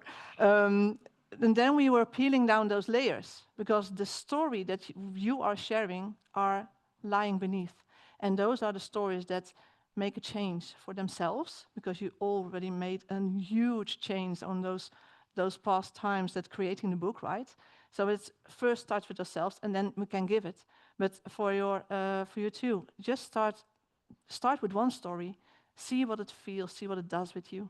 And I'm wondering, Kathy, because as you are passionate about raising boys become remarkable men, have you any wise words for this remarkable man? Well, I want to say that, like, I thought I knew what I was doing when I started. And it was only from working with Jannie and then the group as a whole that I understood I was not allowing myself to share the real story. I thought I was being vulnerable. And Jannie kept saying, go deeper, go deeper, go deeper. And it was really, it was quite amazing. And it was so much more than I ever could have done on my own. And I love to write. So what I would say is think of your story and then find someone like Jannie to help pull out the real story. Good luck. To say that I guess the writing process must be the same kind of process that Jannie is as a person, which is being. Can you repeat yourself? Because the mic sorry. was off. Sorry. I also want to say, I guess that the writing process might be the same thing that Jannie's being a person, as a person, being a therapist. Yeah. I think that's the authenticity part that I'm like, thank you so much. Oh, they give me love. Yeah, but that's how we grow and help with each other, right? So I just got the cue for a last question, I think. Is there a question in the Zoom? Because let's not forget our guests. Oh, just to turn my back on you. Is there a question in the Zoom? Not yet? 3 Zoom people, 2. Oh, that goes. Do I have a question? Oh, you're in my count. Okay. Yeah. It should. We need the time. So maybe someone here in the audience have a final question. Yeah. Yes, if you please. turn around, you can catch the catch box. Yeah, she was first. And even if there's not enough time to answer all the questions here, please join us when we're celebrating the book just behind it. And feel free, absolutely feel free to speak to everybody else, the crew, the authors. Just don't let your question be unanswered. Promise me that. Okay. Yes, please. Can you please stand up? Sister, sarange. Question for you. You did say in the podcast that you felt like a side character in your own story. First question is, who did you thought was the main character in your story? And did you manage to be your own main character in your own story? And if not, are you at least content of being a cool side character? Nice. Nice. No. Oh, it's your mic? Sorry. Yeah. Dual wielding. Yes, dear little sister, thank you for the question. And it's a very good one, because this speaks for, I think, a lot of people who are still very much thinking that they don't matter, right? So for a long time, I also thought, yeah, I'm just a side character in my own story, right? Because I wasn't worthy enough to be the main character, because in my head, I thought the main character should be like someone more heroic, someone more perfect. And that was definitely not me. And I think realizing, going through all the step of healing, is when I started to realize that I've been the main character all along. Yeah. Yeah. Absolutely. And so are all of you. You're the main character of your own story. Don't doubt that. Like, there's no one else who's writing the story for you. And don't ever feel like you're the side character. Your moment of shine will come. And you gotta trust that in yourself. And I would be cool even being a cool side character. What? All righty. Cool. So thank you. That was an amazing way to close this down. And oh my God, aren't you just proud of them? I am. And amazing. Thank you. So I'd love to have a group picture. So if you please bear with us, raise up the energy, because otherwise we're so awkward on stage here. Help us a little bit. So I would love to have a picture, because now we finally can make a picture in the group. Because from Japan and Australia, and you're constantly traveling in Spain. So it's really a global project. Oh, and I think, yeah, there's our photographer. Yoo-hoo. So just make it a little bit. Aren't we? We do the impossible. Yeah. Oh, yeah. Aha. Okay. Cool. Let me be in the middle. Let me be in the middle. Oh my God. Oh my goodness. Yes. Oh, in your life, thank you so much. Yes. All right, give it up for the authors of UPTURN 3.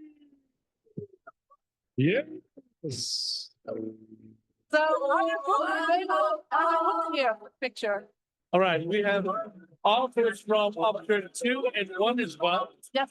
If you're there, join the group. Can I help you? So we got Peter. And also part of the crew. So it's not only that they have written a story, they are also supporting us, building the dream together. Woo-hoo! Cool. So the only thing missing now is the books. So we should have a do-over somehow, but I don't think we can manage the books that quickly. Well, just have an amazing... Oh yeah, just rip them off. Nice. Thank you so much. At least, yeah. Please. At least one for in the depths of the night when shadows fall, you find strength to rise and tall. Did you? In every challenge that Did you hear the special UPTURN story? Oh my goodness. Okay, everybody. So, a big round of applause for the UPTURN team. 1, 2, 3. Yes. No matter the storm, you'll find your way. UPTURN. I couldn't do this without team and without all people up here. So I will not shout the name. Yeah, I want to because I said, please, you know, you're volunteer. Come on stage, please. I see you. Come on. All the volunteers and everybody, production team, just get your ass on stage. Thank you. Yeah. Get your ass on stage. You too, Ali. Because of their help. There she's coming. Yeah. Well, all these people so made UPTURN alive today. Nothing is going to stop them, right? You see that? See that? Embrace the change, let your dreams come. Everybody here on stage, look at the cameraman. In 3, 2, 1, picture time. No matter the storm, you'll find your way. Yes. UPTURN, this is your day. Right. Okay, you're gonna take it over. All right, everybody. We're going to round up in the theater hall. In the auditorium, no, outside the auditorium, you can have book signage with one of the authors or all the authors. ask them questions. If questions came up, just go there and have a great time. Buy the books. Yes. Buy them. And get as in contact presents as and reach. well. Ah, they're already Again? bought them. I see them already in the audience. Yeah, they already got. Ooh, look at thank them. you, thank you, thank you. We We're all wanna honored. Thank you so much. We all Cool. want to thank you for turning up at Upturn. Give them one more big round of applause. Thank you all. Thank you. Thank you so much. Cool. Turn up the music. All right, party. Let's dance. Oh, and you need to go to the glitter too.